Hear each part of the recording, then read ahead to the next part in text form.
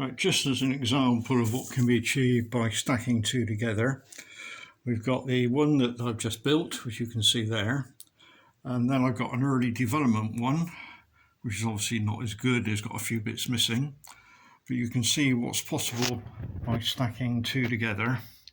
You can obviously stack as many as you like together. Make something that's quite spectacular and very, very easy to build and relatively cheap to build as well. Right, now I've shown it with a piece of 45mm track and a roundhouse billy. The dimensions are quite tight, but there is clearance, as you can see. You don't have to put the top trestles in if you've got a particularly high railway. You can leave the top trestles out.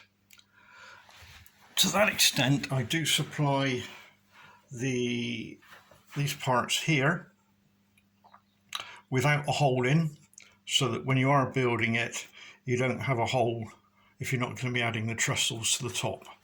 It's perfectly strong without them.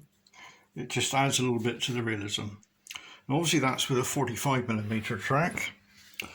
If you use a 32mm track, then the clearance is a lot better, because the actual height of the rail from the base to the head of the rail is less on 32mm. So let's go through with a few dimensions. Right, so let's go through some dimensions. The actual width, usable width, is 170. The actual height from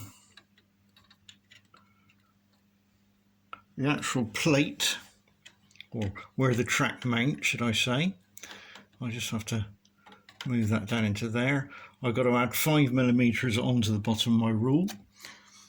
So you'll see that we have 185.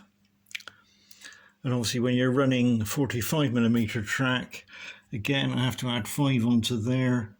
So we have 170, so that's reading 165. Other dimensions, like the actual length of the bridge is 1 piece of pico track. And then you have from where the bridge loads in, extending approximately another 25mm.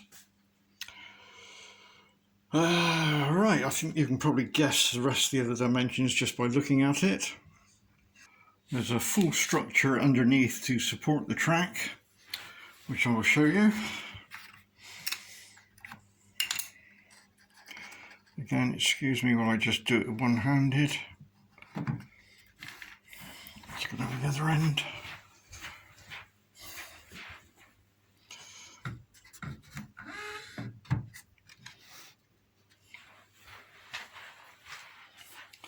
And if I turn the whole track over,